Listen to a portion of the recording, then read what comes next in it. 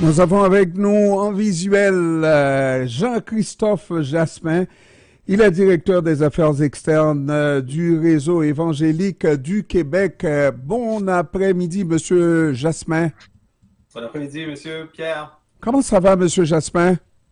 Très bien, merci. Et vous? Oui, moi, ça va toujours bien, même quand ça va mal, Monsieur Jasmin. Il n'y a pas de problème. Pas de problème. Bon, Alors, dites-nous, Monsieur Jasmin, là, vous avez un véritable problème sur les bras.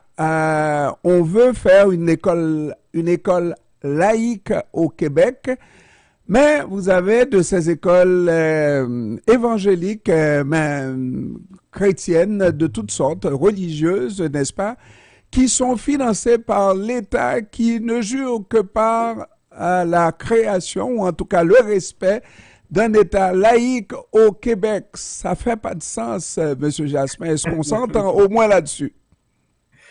ben, la question de la place des écoles religieuses ne sont pas juste chrétiennes, mais il y a aussi des écoles juives, des écoles musulmanes, des écoles catholiques. Tout ça remonte non seulement la déconfessionnalisation, mais à l'étatisation du système d'éducation du Québec suite à la commission Parents dans les années 60. Donc, il y avait vraiment cette idée-là que l'État allait prendre en charge la majorité des écoles, alors que dans le passé, c'était les églises, mais que certaines écoles pourraient conserver une direction religieuse. Donc, il y a pas de, pour nous, il y a jamais eu d'opposition à un régime laïque, à ce qu'il existe des écoles qui respectent le programme d'éducation du gouvernement du Québec, mais qui, à divers degrés, vont avoir une dimension d'éducation religieuse. C'est pas en contradiction avec les principes de laïcité de l'État. Non, mais il va y avoir une contradiction lorsque vraiment, de façon non officielle, une école religieuse va passer outre du programme du ministère, n'est-ce pas, pour évangéliser, pour faire en sorte de faire une école religieuse dans le sens de permettre à ces enfants-là de recevoir une éducation plutôt religieuse. Ben, les écoles religieuses doivent respecter le programme d'éducation du Québec dans le sens où ils doivent enseigner le français, les mathématiques, le programme d'éducation sexuelle. Donc, c'est pas parce qu'une école est religieuse qu'elle fait fi du programme d'éducation du Québec. Maintenant, il faut revenir à l'origine du système d'éducation. L'école a été implémentée pour venir en soutien, si on veut, aux familles et aux parents qui enseignaient à la fois la langue puis la religion. C'est normal que les programmes d'enseignement dans nos sociétés, l'enseignement se fait de manière communautaire. On s'organise entre parents, on s'organise entre familles, on s'organise en communauté pour transmettre un savoir, pour transmettre des valeurs. Maintenant, au Québec, beaucoup de gens soit voient cette transmission de valeurs-là ou de foi à l'intérieur de l'Église ou de leur communauté religieuse, mais il n'y a rien qui exclut que ce soit organisé aussi dans des écoles qui vont, par exemple, enseigner la prière ou quoi que ce soit. Il faut rappeler aussi, on dit que c'est subventionné par l'État, ce sont des écoles privées, donc elles sont financées à 60%. 60% de l'argent qui irait vers un enfant qui irait à l'école publique. Donc, il y a une économie quand même pour l'État. Et les parents de ces enfants-là paient des taxes comme n'importe quel Non, mais Québécois. alors, on va faire la différence tout de suite. Imaginez que moi, je ne veux rien savoir des religions, hein, Ouais. supposons, hein, et que moi, je finance une école qui utilise mon argent, n'est-ce pas, pour évangéliser, pour prêcher et transmettre cette éducation religieuse-là. Donc, ça ne rentre pas dans mes attentes du tout. Quand je paye mes Mais taxes, je paye des taxes pour qu'il y ait des écoles non religieuses. vous payez des taxes pour que les gens puissent patiner aussi ou jouer au basket, puis vous ne Hmm. pratiquez pas nécessairement ces choses-là. Je veux dire, on paye des taxes pour un ensemble d'activités au Québec, des biens, des services, des théâtres, des types d'art qu'on va jamais profiter personnellement. La question, c'est est-ce que la religion est quelque chose que certains Québécois considèrent comme ayant une valeur suffisante pour que ce soit minimalement financé. En fait, la partie religieuse n'est pas financée, c'est la partie éducative, on s'entend, hein, le programme d'éducation du Québec. Et pour moi, j'ai beaucoup plus de facilité à défendre l'impact positif du religieux dans la société québécoise que de dépenser, je ne sais pas moi, 11 millions de dollars pour faire venir les Kings de Los Angeles jouer à Québec. Je suis d'accord avec vous. C'est peut-être la seule fois qu'on sera d'accord sur On est d'accord. On est d'accord. Mais il reste que aujourd'hui, on ne parle pas d'une religion. Au Québec, là, on parle d'une multitude de religions et chacune a sa façon de voir les choses. Donc, il ne s'agit pas d'une éducation uniforme pour nos enfants qui seront des citoyens de demain, élevés selon les us et coutumes du Québec, n'est-ce pas? C'est selon la religion, selon l'école, etc. Et ça ne prépare pas les enfants à vivre dans une société uniforme. Oui, tout à fait, parce qu'on ne vit pas dans une société uniforme. De toute façon, on ne vit pas dans une société uniforme. Encore une fois, je rappelle, le nombre d'heures qu'un élève dans une école privée religieuse va passer à étudier la religion est minime par rapport aux autres matières. Hein. Principalement, les écoles doivent permettre de graduer des gens qui vont pouvoir être ingénieurs, qui vont pouvoir être médecins, comme n'importe quelle école. Alors, Jean-Christophe, est-ce qu'on ne devrait pas au départ, par exemple, pour des gens qui disent quand même des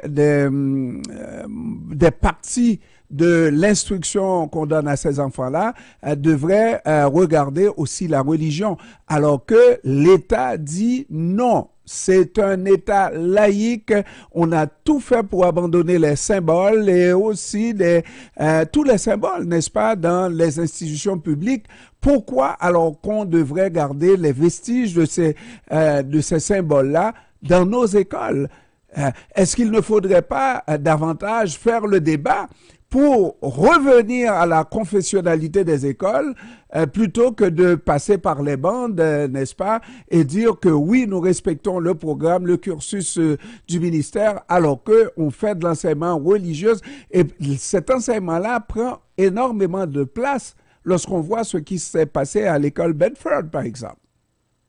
Ben, je pense que c'est deux questions différentes, parce que le cas de l'école Bedford, c'est une école qui appartient à l'État québécois, c'est une école laïque, qui a le devoir d'enseigner d'une manière laïque. Moi, mes enfants ne vont pas dans une école religieuse, hein, personnellement.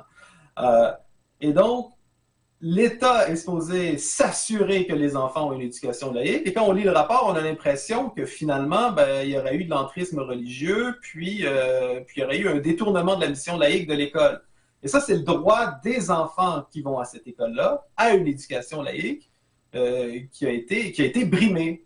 Et moi-même, comme personne religieuse, moi, je suis protestant, je suis pratiquant, j'aurais beaucoup plus de mal de savoir que mes enfants ont une prof ou un prof protestant, mais qui va leur dire c'est quoi un vrai chrétien, et j'ai aucune idée qu'est-ce qu'il leur enseigne, que d'avoir un prof qui est musulman ou qui est d'un autre groupe religieux. Et donc c'est là dans l'affaire de l'école Bedford qu'il y a comme une confusion de catégories. Si vous voulez envoyer vos enfants dans une école où il va y avoir une dimension d'éducation religieuse, vous pouvez le faire tant que cette école-là forme des citoyens capables. Si vous voulez envoyer votre enfant à l'école publique, vous attendez que l'éducation soit laïque. Mais je pense qu'au Québec, le problème, c'est qu'il y a différentes conceptions de la laïcité et les gens injectent leur préconception de la laïcité. Alors, ce que vous venez de faire là, ouais. Jean-Christophe, c'est de mettre une autre vitesse, parce qu'on parle déjà de l'école à 3 vitesses. Et là, si vous en ajoutez une autre vitesse, là, ça va en faire une 4e vitesse. Moi-même, deux vitesses, mais avec une saveur supplémentaire. C'est un assaisonnement. Mais c'est extrêmement grave. Par exemple, qu'un enseignant, sur la base de sa religion, n'est-ce pas, ou des parents même. Prenons l'exemple des parents. Je comprends que Bedford, c'est une école publique. Bon, mais les parents se donnent le droit de faire les lois outre ce que le ministère a fait comme préparation pour... Et les parents décident que les enfants ne devraient pas avoir de cours sur la sexualité, alors que dans le cursus du ministère, oui, à telle année, les enfants doivent suivre ce cours-là. Alors, qui dirige Ouais. la province? C'est la religion ou bien c'est l'État? Ouais, ben, il y a deux, c'est une question très intéressante. Je pense Hein, qu'il y a deux dimensions à considérer hein, ici. Donc, premièrement, qu'est-ce que la laïcité? Qu'est-ce ouais, que la laïcité en soi? OK? ouais, C'est pas la société qui est laïque. C'est pas les Québécois qui sont laïcs. C'est l'État qui est laïque. Et donc, qu'est-ce qu'on entend par un État laïque? C'est que, à travers les guerres de religion, au Québec, on a connu ça, hein, les protestants ne pouvaient pas avoir d'église ou de pasteur en Nouvelle-France. On a connu la discrimination religieuse, le traitement différencié des juifs, des protestants, des catholiques. L'État laïque dit, nous, on est neutre sur cette question-là. Sur la question de la bonne vie, de la vie après la mort, c'est une question religieuse. En France, il y a même la formulation, l'État n'a pas la compétence de juger de ces questions-là. Ça ne nous intéresse pas. L'État ne peut pas dire, toi, t'es musulman, t'as raison, ou t'as tort, toi, t'es catholique, t'as raison là-dessus. L'État ne se mêle pas des doctrines, ne se mêle pas de la religion. Et donc, une école laïque, ça devrait être que si je suis musulman et j'envoie mes enfants musulmans à l'école laïque, j'ai pas peur qu'ils deviennent moins ou plus musulmans. Si je suis protestant, ils ne seront pas plus ou moins protestants. S'ils sont athées, ils ne seront pas plus ou moins athées. L'école est neutre. Elle ne traite pas de ces questions-là. Ça, c'est la laïcité. Maintenant, ce qui se passe aujourd'hui, c'est qu'il y a une distinction entre idéologie et religion. Quand on lit la loi, on parle des religions. Quand on parle avec les juristes, on comprend qu'il y a quand même une dimension idéologique. Maintenant, par rapport à ce qui s'est passé dans l'école de Bedford, en particulier sur le cours de sexualité, je ne peux pas dire, moi comme parent, qu'on enseigne à mes enfants qu'il y a des personnes qui ont des orientations sexuelles différentes, des questions de protection ou de contraception, ça ne me dérange pas. Ce sont des faits scientifiques, ce sont des faits objectifs. L'école transmet des faits objectifs. Maintenant, si on enseigne la théorie du genre, si on enseigne des idéologies qui disent ben, un petit garçon peut devenir une petite fille, puis il faut que tu découvres au fond de toi-même ton identité sexuelle, si on commence à enseigner une idéologie ou une conception de la vie bonne qui est basée, peut-être pas sur un texte comme la Bible, mais qui est basée quand même sur des préconceptions, sur des croyances, ben moi j'ai l'impression que le pacte laïque est brisé. Et ça, là-dessus, je peux comprendre que certains parents soient mal à l'aise. Maintenant, est-ce que la réponse est faire de l'entrisme religieux? Non. Et c'est ce que je crois, c'est que la réponse, c'est qu'on ne peut pas faire en sorte que l'État surveille l'État dans l'application de la laïcité. C'est comme l'État ne peut pas être la police de lui-même là-dessus. Ça prendrait un organisme neutre qui dit, vous n'avez pas à respecter la laïcité dans le cas de l'école de Bedford, on rend ça public et on demande une reddition de comptes. Et que ce soit le cas si c'est aussi de l'entrisme idéologique ou de l'entrisme religieux ou de l'exploitation de la peur de certains Québécois du religieux à des fins politiques. Ça aussi, ça arrive. Mais quand par exemple, il y a un programme éducatif qui est préparé par un ministère de l'Éducation et qu'on appelle Éducation nationale, ça devrait être la même pour tout le monde. Quand il y a des enseignements religieux, je sais que les protestants ont les dimanches une école du dimanche. Hein? Et là, il y a un moment où on fait l'enseignement religieux. Mais quand on dit c'est l'école, moi je pense que c'est le programme du ministère qui devrait être suivi parce que tout ce que vous avez dit, c'est juste. Sauf qu'on ne veut pas subdiviser l'enseignement qui est fait à nos enfants du même âge. C'est-à-dire, mon enfant qui a, je ne sais pas, 15 ans ou 14 ans ou 13 ans, on va le dire comme ça, là, n'est-ce pas, devrait avoir le même enseignement que le vôtre qui a le même âge que le mien, n'est-ce pas? Mais c'est ça, c'est Aucune ça. différence. Les écoles religieuses privées, là, on n'enseigne pas des mathématiques protestantes à l'école protestante. Non, On j'espère enseigne que les non. mathématiques. J'espère. Maintenant, si on commence le cours par une prière, est-ce que ça va empêcher l'enfant d'être bon en mathématiques? Je veux dire, si la matière est transmise, le programme d'éducation du ministère de l'Éducation du Québec doit être respecté aussi dans les écoles religieuses. Maintenant, si une école veut servir une cafétéria cachère, il veut s'assurer que Ça fait de la quand on enseigne le français, discrimination. on prend des textes bibliques. Ça Mais fait qu'est-ce de que la, ça change, ça vraiment? fait de la discrimination parce qu'il y en a un qui ne se sert pas de repas cachers ou hein, et qui va avoir de la difficulté.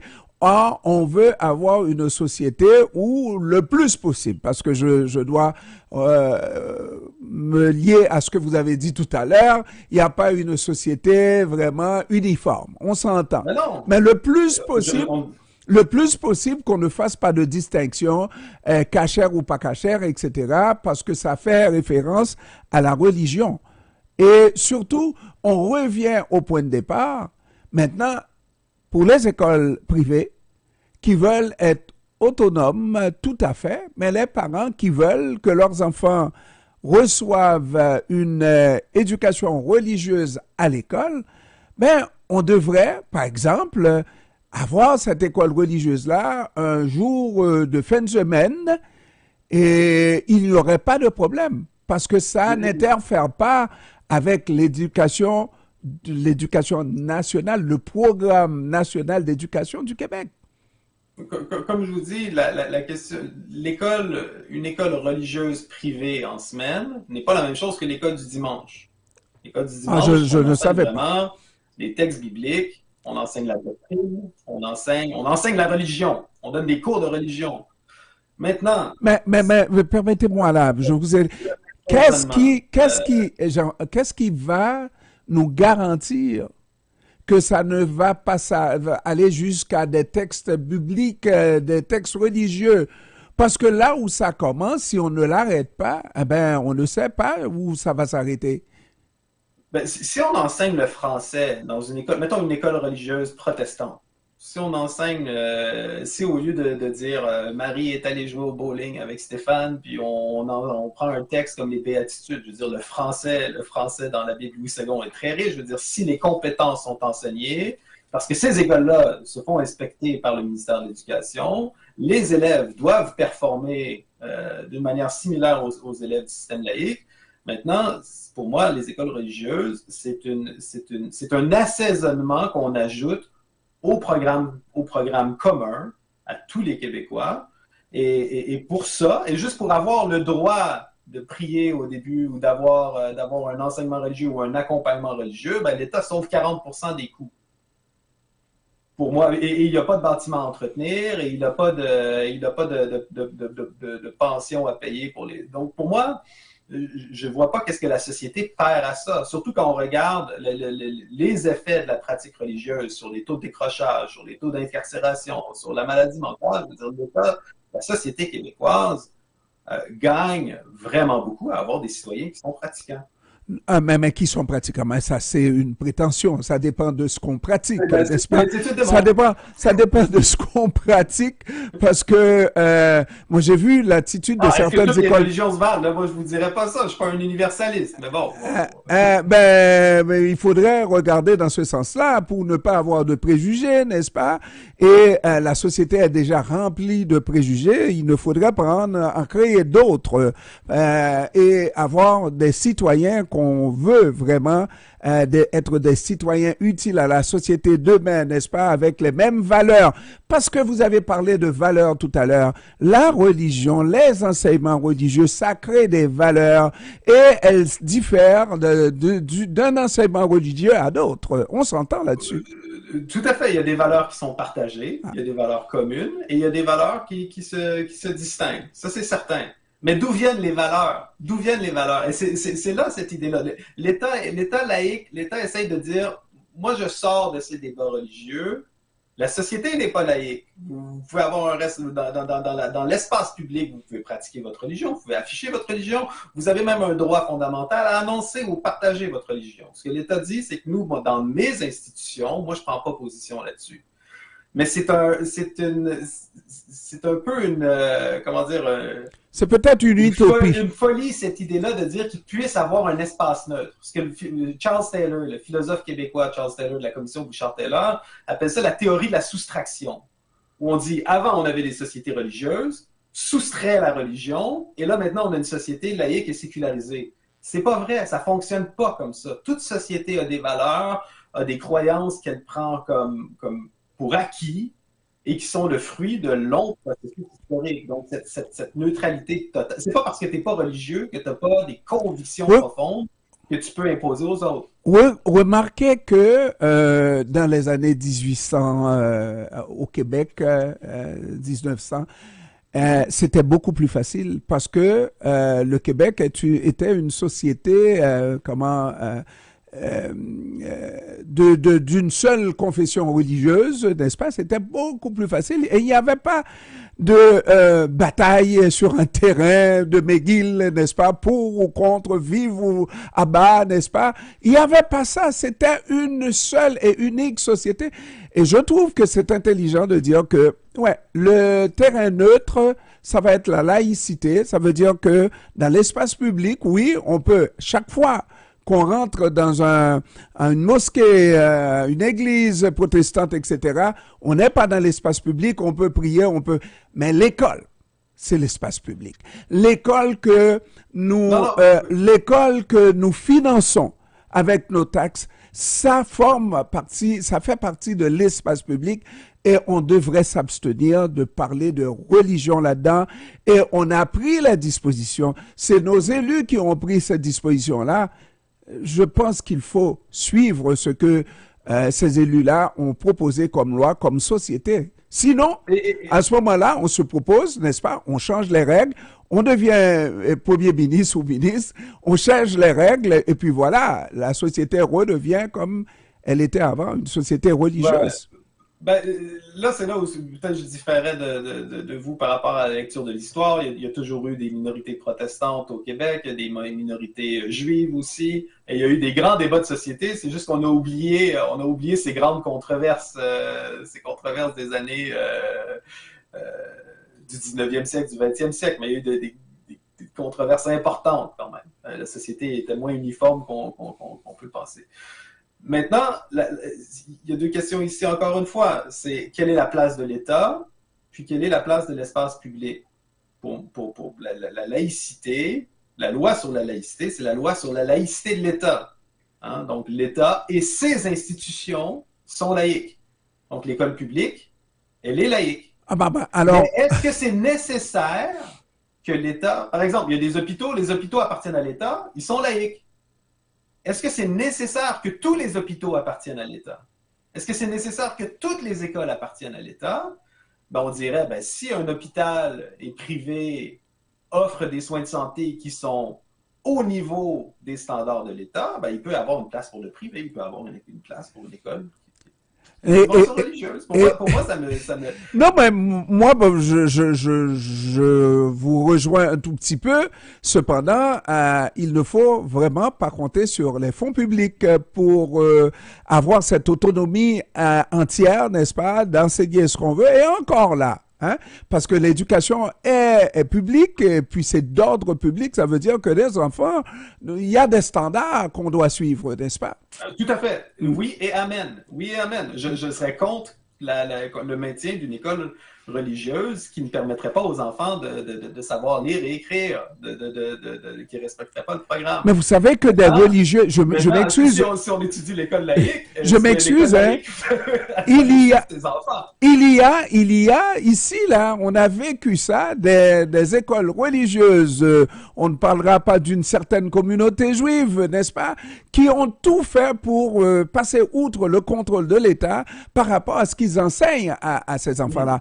Et lorsqu'on laisse aller comme ça, avec une communauté qui est choyée par rapport à une autre qui est peut-être moins choyée, etc., on ne sait pas où est-ce que ça va s'arrêter. Et c'est pour ça, pour une fois, on est tous d'accord que l'école, l'éducation doit être une éducation laïque au Québec. Hein? Une école laïque au Québec. Hein? Je pense qu'on ne s'entend pas sur la dimension religieuse. Je pense que dans une école religieuse, la dimension religieuse, c'est un assaisonnement. Puis on voit, il y a des écoles qui sont catégorisées comme écoles religieuses, mais quand on regarde, quand on leur demande qu'est-ce qu'il y a de religieux dans votre programme d'éducation, on a un agent de pastoral, c'est tout. Bon, les élèves ne sont même pas de la même religion, c'est une institution privée. Donc, même la dimension, il y a des gens qui mangent un peu épicé, il y a des gens qui aiment manger vraiment beaucoup épicé. certaines écoles religieuses vont rajouter un peu plus d'assaisonnement religieux. Je suis d'accord avec vous. Pour terminer, des standards de base, mais je ne pense pas que l'État a besoin de tout contrôler. Jean-Christophe Jaspin, pour terminer, si nos jeunes juifs de McGill, par rapport à ces autres jeunes qui viennent de coins du Hamas, n'est-ce pas, des Arabes, avaient la même formation, la même éducation, on n'en serait pas venu au coup à des coups de poing, des coups de pied, des insultes et tout ça là. C'est que, qu'on le veuille ou non, l'éducation religieuse a une influence sur l'homme qui va sortir de cette éducation-là, la femme qui va sortir. Et au Québec, si on veut que tout le monde, les enfants du même âge reçoivent la même éducation, n'est-ce pas, une éducation standard, je trouve que c'est une bonne chose. Peut-être qu'on doit prendre un rendez-vous pour se reparler, n'est-ce pas? Parce que ce fut fort intéressant. Ah oui, Jean-Christophe Jasmin, qui est directeur des affaires externes du réseau évangélique du Québec. Vous êtes bien jeune pour occuper cette fonction, Jean-Christophe. Hein? Vous ne voyez pas, mais je grisonne quand même bien. Un tout petit peu. Merci beaucoup. Merci beaucoup, Jean-Christophe. On se reparle une autre fois. Merci. Tout le plaisir était pour moi. Merci, à la prochaine. Merci. Au revoir.